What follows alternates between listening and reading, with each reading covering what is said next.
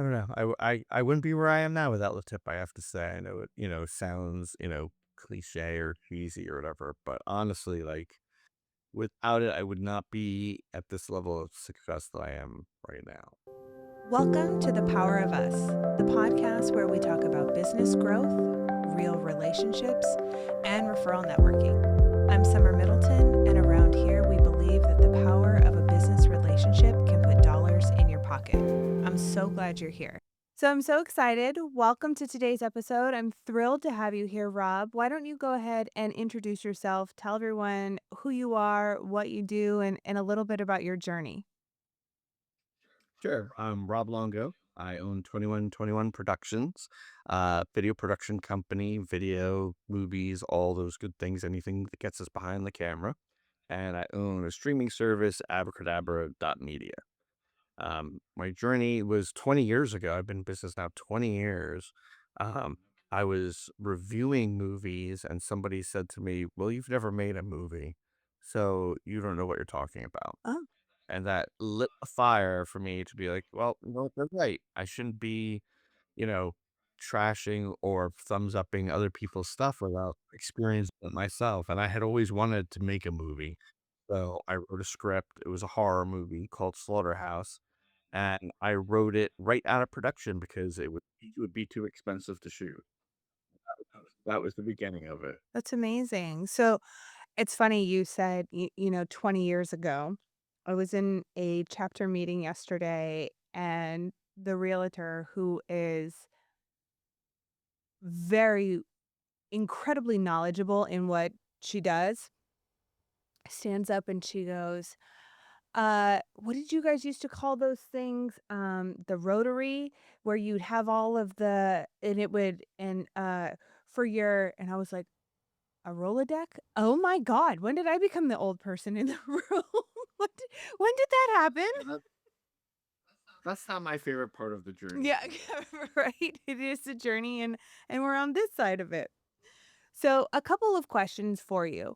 What what separates a great video production company from an average one?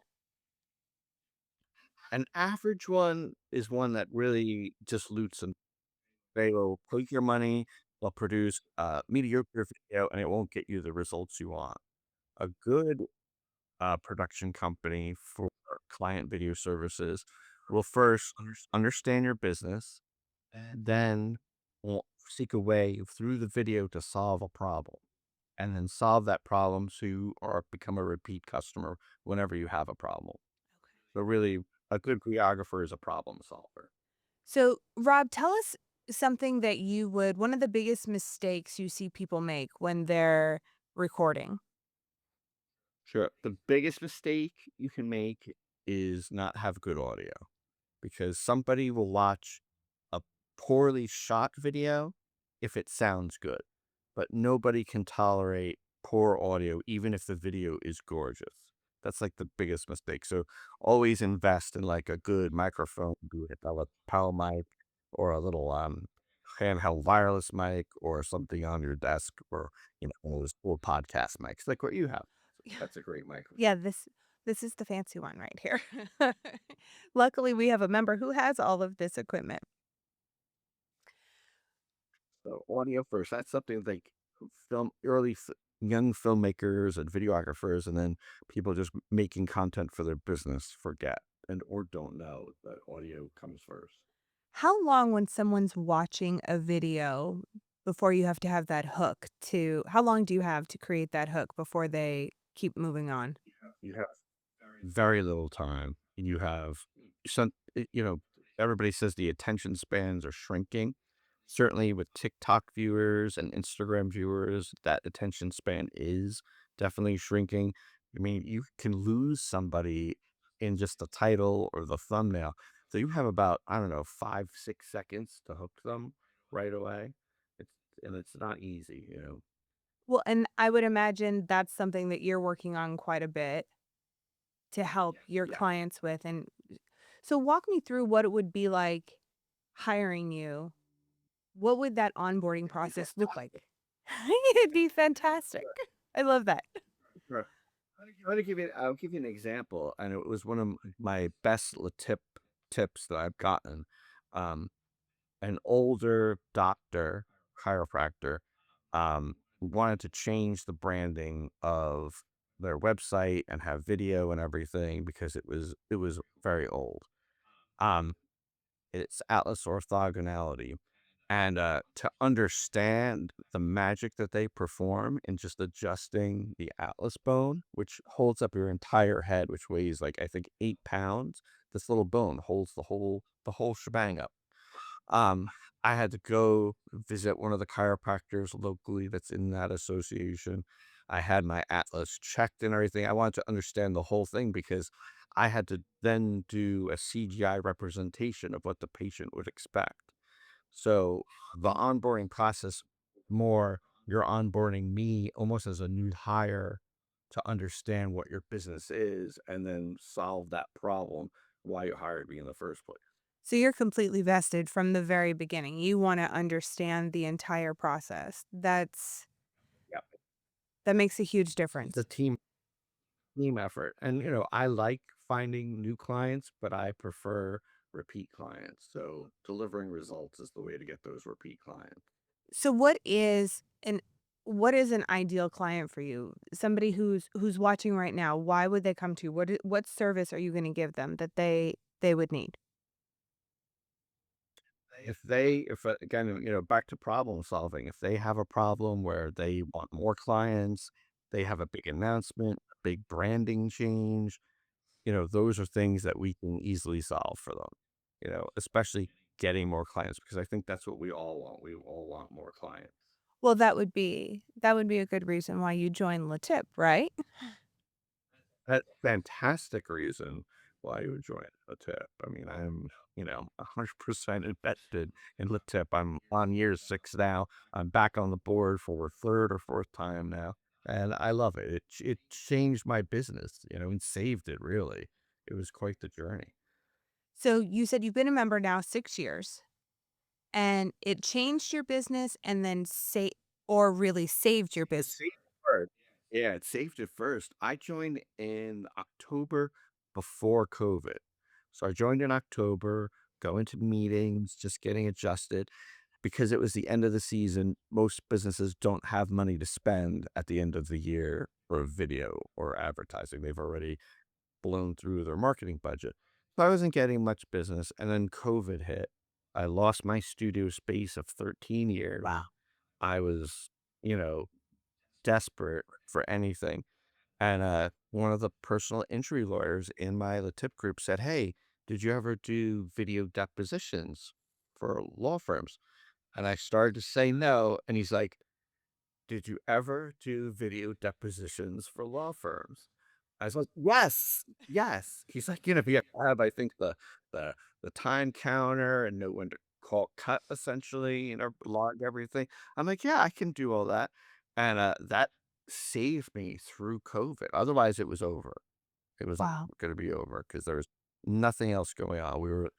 Video client services were one of the first things that got cut out. So that saved me, and then, fast forward after COVID, it was just rebuilding through the tip to get back to pre-COVID levels of business, but now taking advantage of all things the tip from inner chapter tips to visiting other chapters. I've gone across the country for tips. I've gone to Georgia, I've gone to California. I'm all over the place. I try to visit, other chapters as often as possible. I do little chapter tours, I call them, and they never fails to help me in some way. So it's been, from saving me to success, really. I mean, talk about a testimony, and there's so many industries that we've had within LaTip that through COVID completely devastated their businesses. And I love that your PI attorney is coaching you through, right? You were coachable in that. Yes, you have done it. And they say your chapter becomes like family. You said you're back on the board now. And some people Yeah. go, "Oh gosh, I'm on the board." But then you find it's good to take a break from the board, right?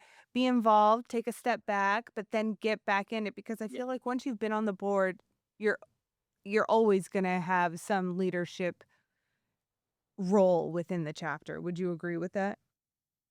Oh, absolutely. I think, I think one of the ways to succeed in the tip is to give, to serve, and then you get. And being on the board or on any of the committees is a great way for any member to like serve a little bit. And it gets you more known and more out there anyway. And it increases your leadership skills, your public speaking, and everything. But I think also you have to make room for fresh faces. So you need to take a break. So I took a break last year from being on the board and concentrated more on the business side of everything, which was very helpful. But then also I can't help but, want to help direct. I don't know something about filmmaking, but directing. I can't help but direct the path of everything and be involved in some way. They go hand in hand. Well, Absolutely. it's important to take a break. There's nothing wrong with that. It's okay to say, "Hey, let me go sit in the meeting and take this year, 2, 3 years off." That's okay. You should do that. You should be able to enjoy what you've helped produce within this chapter. I don't know if I could take 3 years off. Yeah. Well, you still have to be, sitting in the chapter, but I'm glad that you're back on the board. What position did you take? Membership chair. Very nice. Very nice.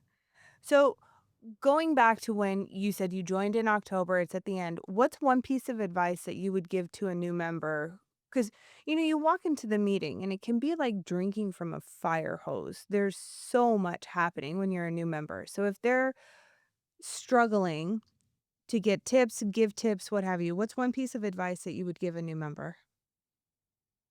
Um, don't underestimate the power of visitations. Don't don't do a visitation by phone.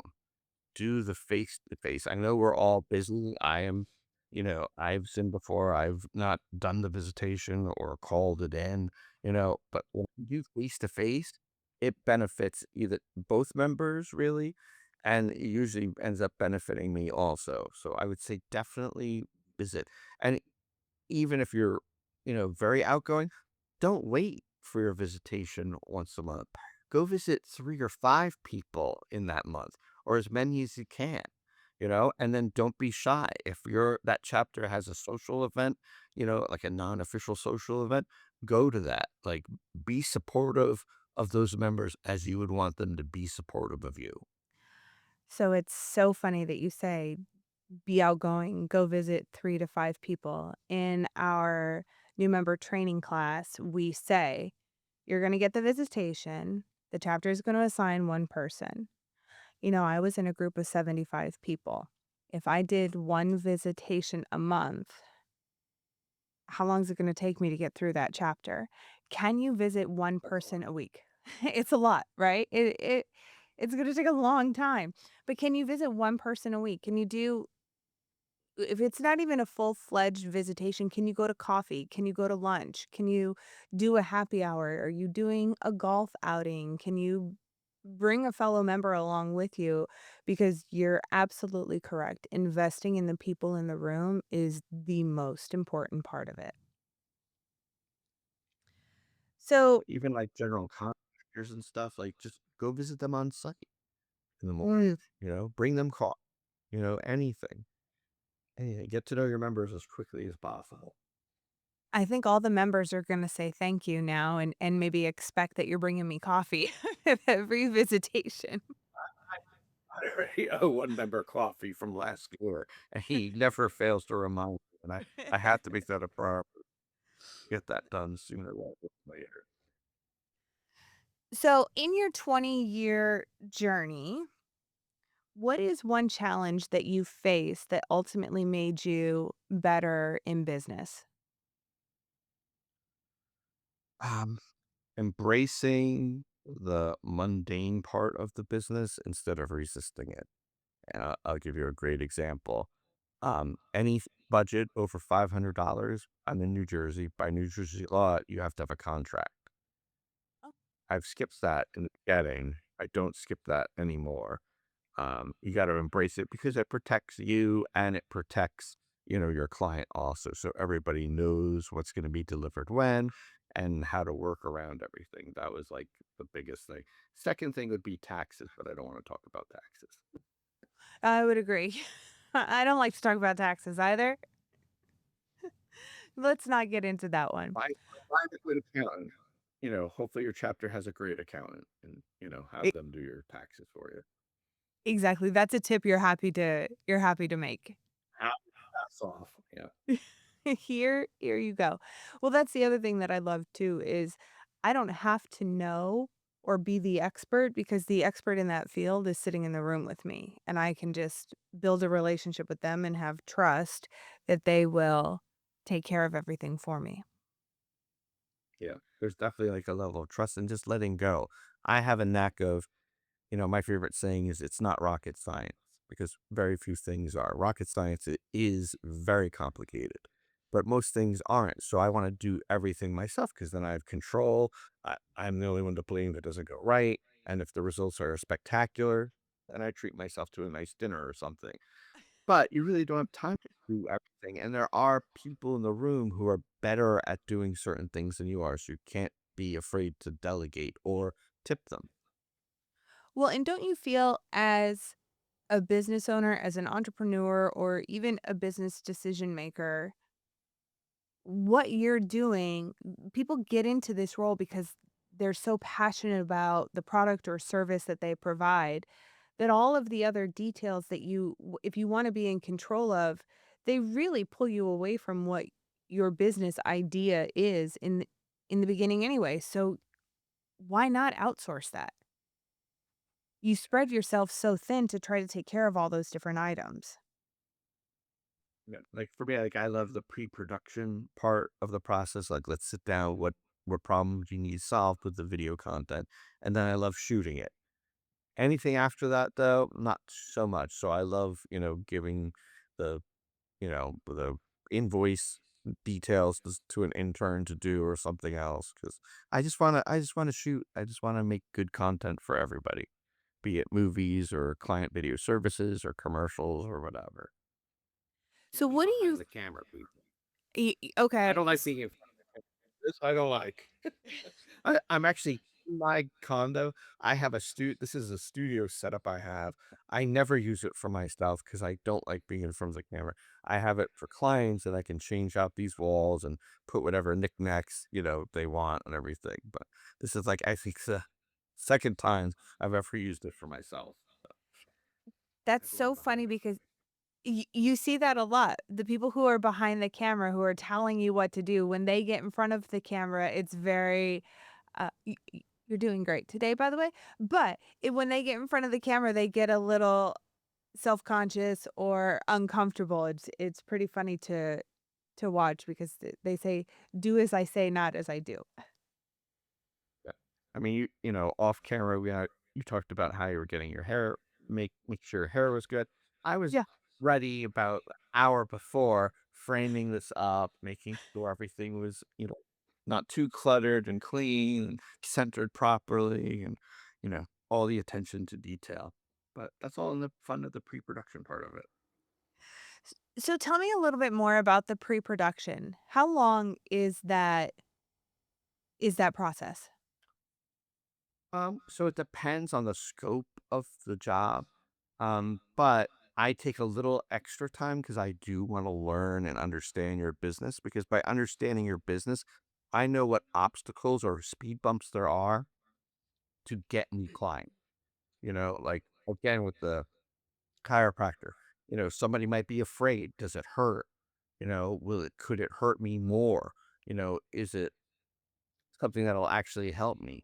So like I have to understand from the client, the client perspective, oof, too many tongue twisters there. From the potential customer, what might stop them from, signing up for your service. So I have to understand your business first. And then after that, then it's, I'll write a script. No AI, by the way. I'll write the script. Then you go look it over and you approve it and we make changes accordingly. And then depending on how elaborate it is, we do like a storyboard so you can see, like scene by scene what it's gonna look like, depending on what it is, if you're like walking and talking and everything. And then we shoot it and it's fantastic and it's great and it gets you the results you need. And then you hire us again. It's really beautiful, a beautiful process. But pre-production is super important because it only costs really time. It doesn't cost a lot of money. And the more you put into pre-production, the smoother the production goes. It just, you can't plan. You have to plan to get the results you want. So you touched a little bit on, hey, I was ready an hour before and setting up the scene, make sure the frame is perfect and how I mentioned, oh gosh, and you're looking at yourself, you become incredibly hypercritical. What should someone know before they appear on camera? What do you see that is a common mistake that people make? So flat out in the beginning, you're going to be terrible. Just You're accept it. in social accept it. It's almost like writing. Your first draft is going to be terrible. The second draft gets a little better, and so on and so on. It's the same with being on camera.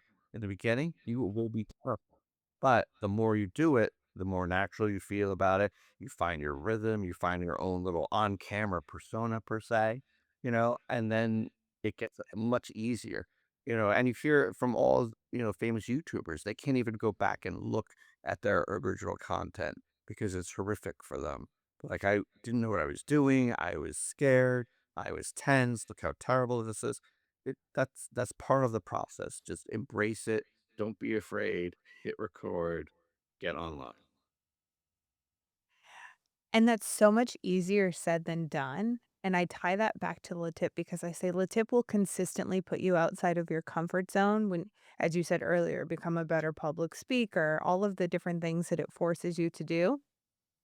But we've recently changed up our social media quite a bit, and I just, to your point, had to accept that we just start making fools of ourselves online, but it's truly our own personalities that are now just being filmed, so I may have just insulted both Paul and myself, but that's okay.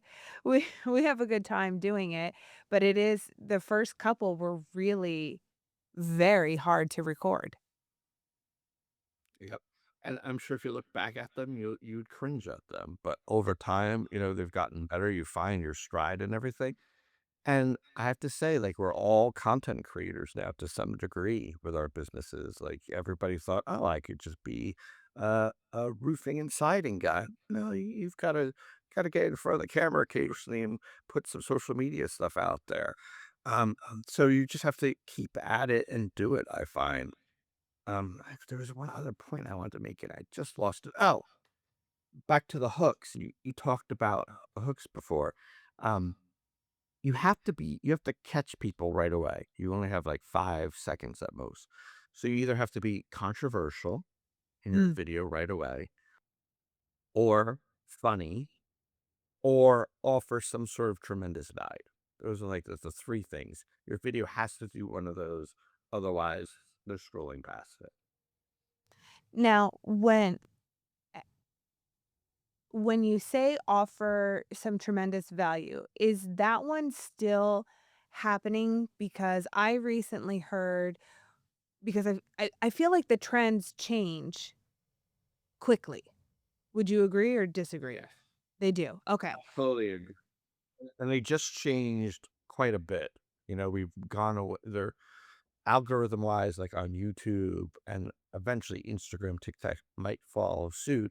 They're getting away from it. Doesn't matter how many likes or subscribers you have, it matters now the length of the content. And why is that important? Because that's how they make the most money. Because the longer the length of the content, and as long as you can retain people to watch it, they can put in more ads. More ads means more money for the content creator and for YouTube. It's hard to it's a full-time job following up with the trends. And nobody tells you that this changes. It just, shifts and the algorithm changes. And then you have to figure out, like, why did that video work 6 months ago and now it doesn't work at all? And now this video from 2 weeks ago that we thought failed all of a sudden spikes up. What did that video contain that hit the magical algorithm now? So That's content creators in that. and you're watching those, right? You're reviewing the data to see what's happening, and that's how you're also keeping your clients engaged and to rehire you going forward and being able to keep up with those trends. But right, I heard something the other day that said someone said providing tremendous value. We kind of went through this phase where people were now the expert in their field, but they were the free expert because they were giving away too much value.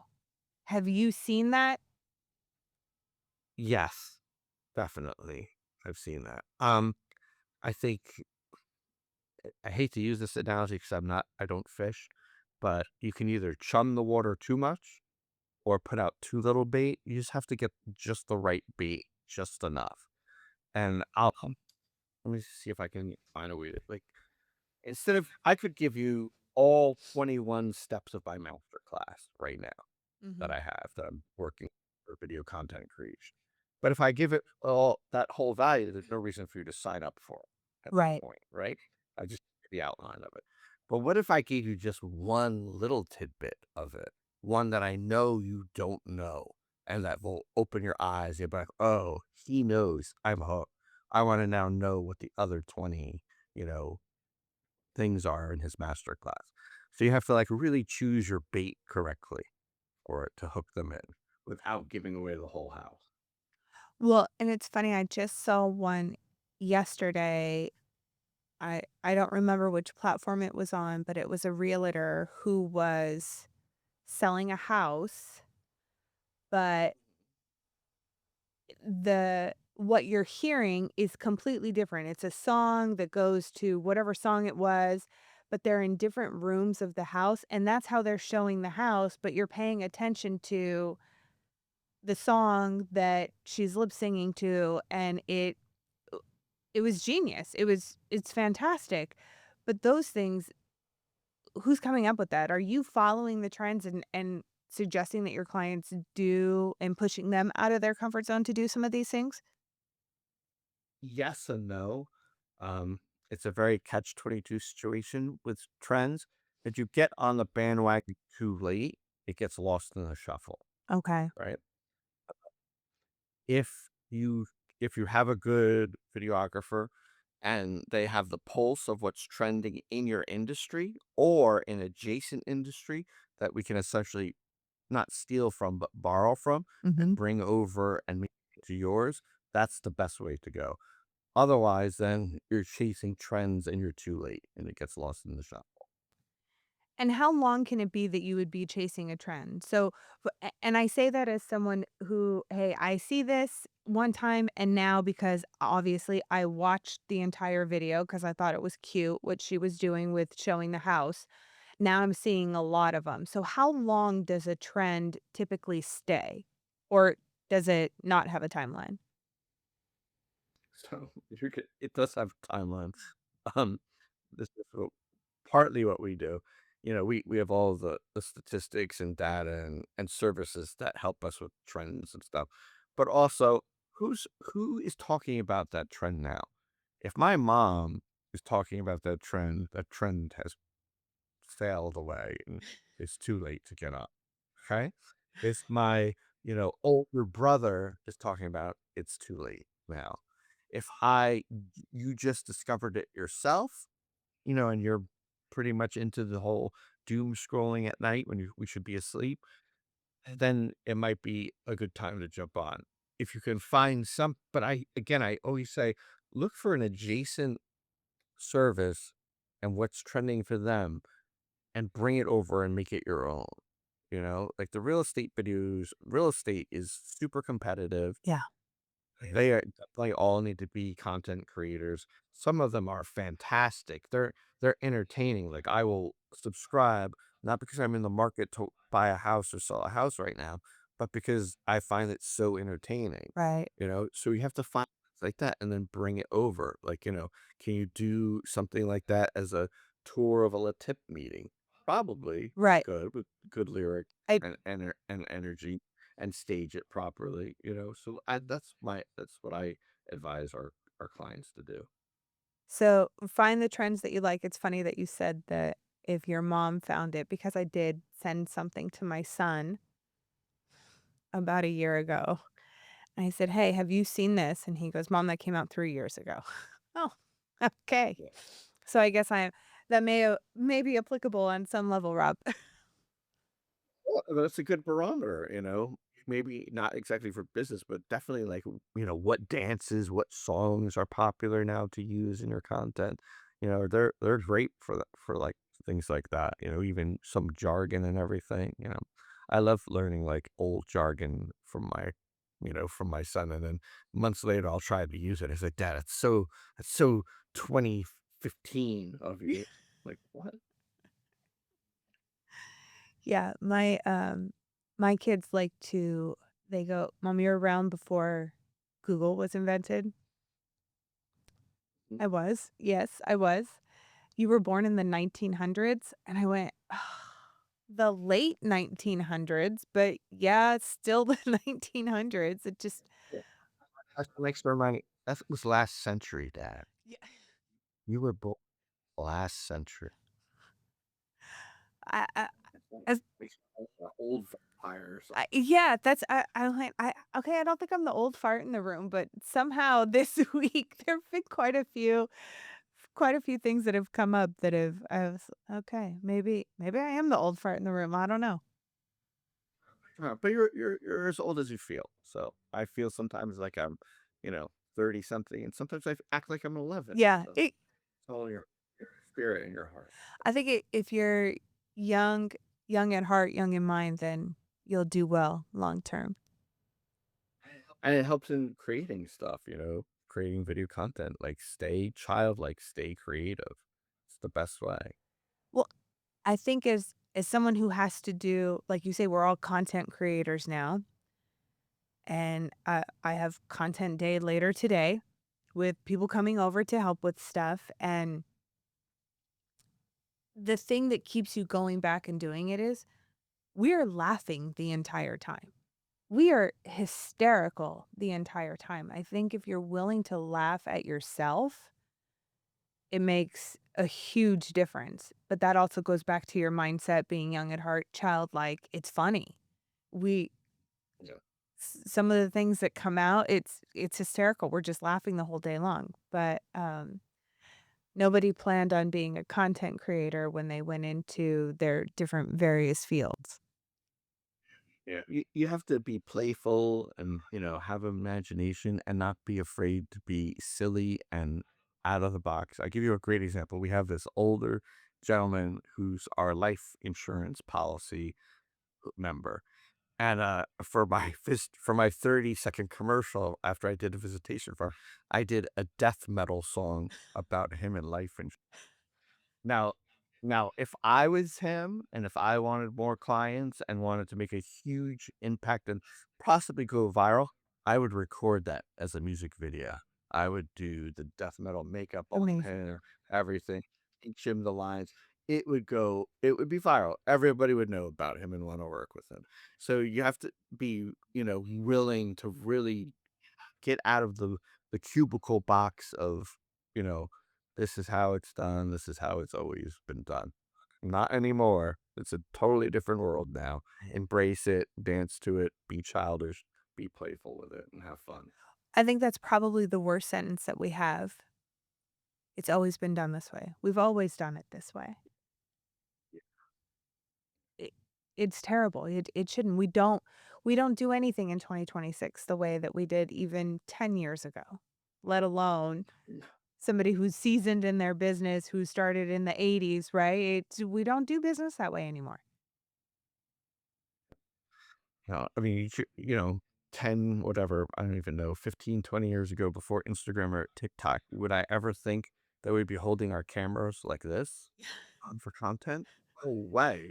So it's still early in a way. It should be always like this, but whatever. Here we are. Embrace it. Ride with it. Let's go. I was cleaning out the house and doing some junk removal, which I had a member who came and helped me clean out some stuff, and I was going through a camera that I got when my oldest son, who's now 17, was born, maybe it was 2, whatever, and, I just love photography. I'm not skilled, I'm not trained, I don't know how anything works, but I figured if I had all the right equipment, I would take these incredible photos. It doesn't matter how great your tools are. If you don't know how to use them, they're not going to do much. But I got great photos for what was 15 years ago, and I look at that huge camera with the expensive lenses, and my iPhone today does more than what all of that equipment would do, and it's Yeah. mind-blowing. The tools don't matter so much. I mean, definitely on some things it's good to invest in, like good audio, like we said before. Um, good lenses are I mean, I have a love-hate relationship with this thing. Mhm. One, it's, I have to prove our value as a company versus, well, my cousin has an iPhone 17, he can just shoot it. Yeah, it's a little more than just the tool. This doesn't matter as much. I can do more with the old camera than your cousin can with this thing. You know, is this thing great for everyday content creation and just getting it done? Yes. Does it have its own limitations? Yeah, it's like any tool. It can't do everything. It's more about the person wielding the tool than the tool itself. How many times did I say tool? You're doing It's an important tool, so it's fine. You just emphasized it, that's all. I drove it home with a hammer. So tell me about a project you're working on right now.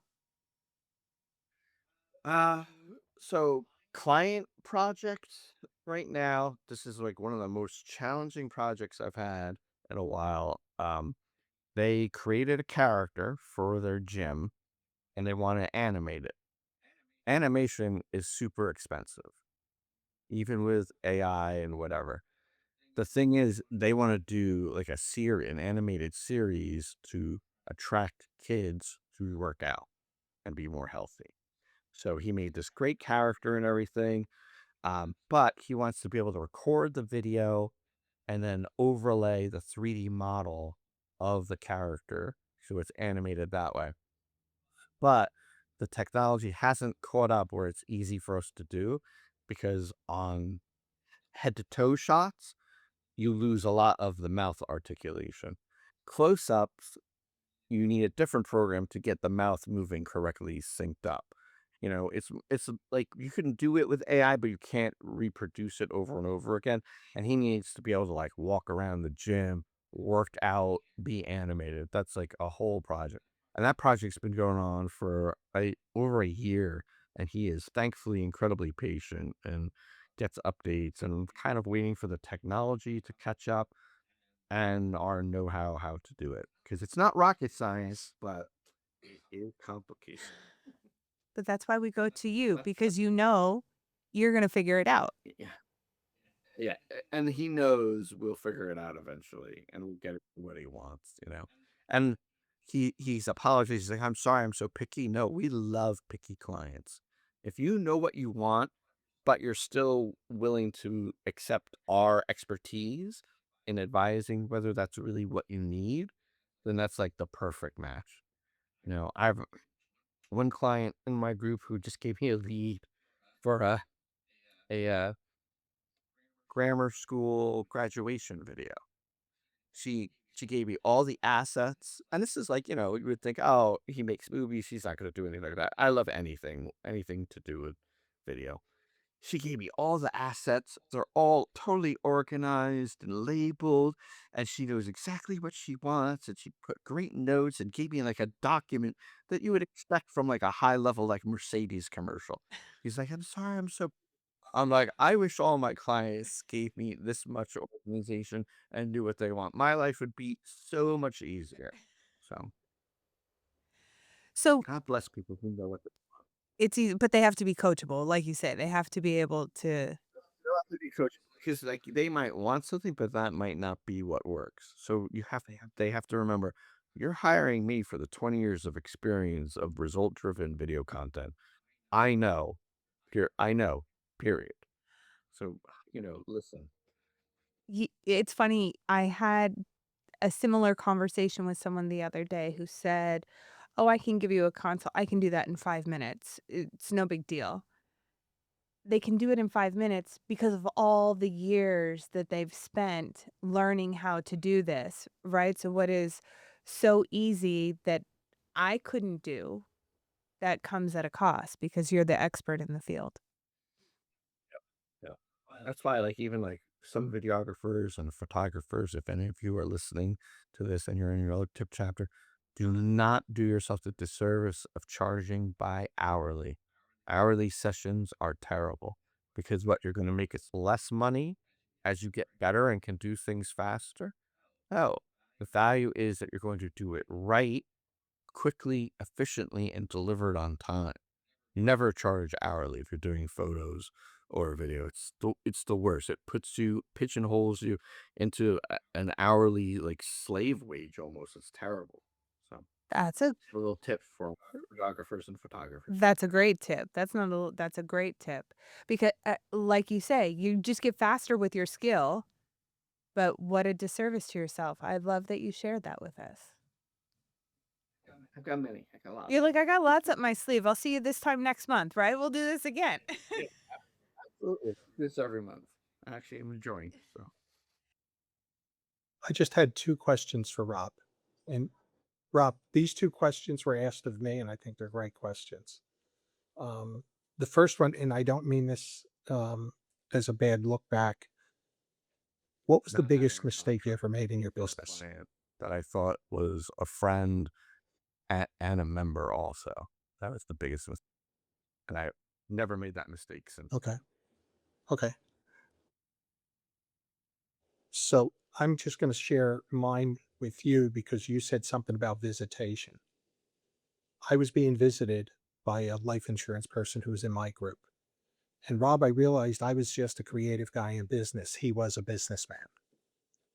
So I would see my brides down the basement. It was all fixed up. I come up the stairs, he's waiting, and there's a bouquet. The girls know to have one bouquet. When the visitation was over, or when the appointment was over, I gave the bride her flowers. Her and her mom left. He asked if we could make the visitation about me. And he simply said, when you go downstairs, it's the budget area, right? It's where people expect to spend less, and that's your highest ticket item. They should be going upstairs where the penthouses are. They're prepared to pay more. And I saw you gave a bouquet to the mom, but who pays for the wedding? Oh, you gave it to the daughter. Who pays for the wedding? You let the checkbook leave without touching it. Rob changed my life. 3 weeks later, I turned it around and I got twice as many weddings when I gave the second bouquet. Right. So again, sometimes you're busy working the business and you don't see, and that the power of visitation is that fresh set of eyes who comes into your business. And if it's delivered in a positive way, that's not a put down. And for me, it was constructive criticism. Right. Here's my next question. And I love this one. I know you've been in business a while, a young kid, 20, 23 years old. What's the best advice you could give to the next generation coming into your business for their Join a success? business networking group like the tip. Really, number one, networking face to face is everything, even in this world of social media. Number two, niche down as quickly as you can to where the money is in your area. Whoever has the biggest checkbooks, go after them because you want to make a good living at it. Because it's very easy as a videographer or a photographer to just grab anything that comes your way. But some of those jobs are not going to help you build a life. Go after where the money is. That's the best advice I can give you. Just niche up to the checkbooks. Great. Good. That's great. And I love what you say for the younger generation, because again, I have found sometimes the younger people in our groups, even though they're in different businesses, the value you bring as a seasoned entrepreneur is something you can't get in school. It's not taught to them. So when they can learn it from people who are doing it every day, it's one of the best lessons young people can learn. Tip So chapters like kudos to you. giant group of alpha wolves that come together That's a very rare Yeah. thing, in nature and otherwise. And you lean on those experts and everything and model your behavior from those older alpha wolves. So, oh, I couldn't agree more. So tell me, Rob, if you had one ask right now, who can we send your way for business? What would be an ideal client to send to you? so as LeTip saved my business, got it back to pre-COVID level. Now it's at a level I never imagined it would be at. I love that. Now we're Yeah, now we're dealing with bigger corporate clients, medical fields, lawyers and stuff. Um, I own a streaming service now, which I never thought would happen. I now own an ad server business where I can serve your ad not just to my own streaming service, to YouTube, to Tubi, to other websites and everything. So I'm more my big ask is anybody who has a mid to large corporation that has appeals throughout the United States, I would love to sit with you, shoot a commercial for you, get you the results you want, put them on our streaming service and wherever else that we target that's applicable. That's my big ask, right? And that streaming service is brand new, right? That's a Yeah, it's only a year old as of Monday, this coming Monday. And it's already a Roku app and a website. So it like took off. It was like I have tons of ideas, Stay childish, your stays very flexible. And I have not here, but behind the camera right now, I have like, I don't know, 27 moleskin notebooks just filled with other business ideas and story ideas and everything. But this one I wanted to do, I'm like, I need a streaming service. I want to put up my own videos, have more control over it, and put more money in the pockets of other filmmakers like myself. And trying to come up with a name, my partner, Eva, she was like, "You should call it like Abracadabra, movie magic kind of thing." And that's how it was born. And it took off. We barely have advertised it or done anything for it. And it is just the gravity of it, the need of it is just bringing other filmmakers, other businesses into it, and has grown it so fast that it now takes up a majority of my time, which I'm very thankful for. congratulations and happy anniversary. 1 year anniversary. That's very exciting. Super excited. Like after this, I had said, I'm going to be a guest at a horror convention this weekend. And it's because of Abracadabra and a new distribution deal we have and everything. So it's awesome. Awesome. Good things are happening. To think Good things are happening. to think where you were 6 years ago and now, Mm.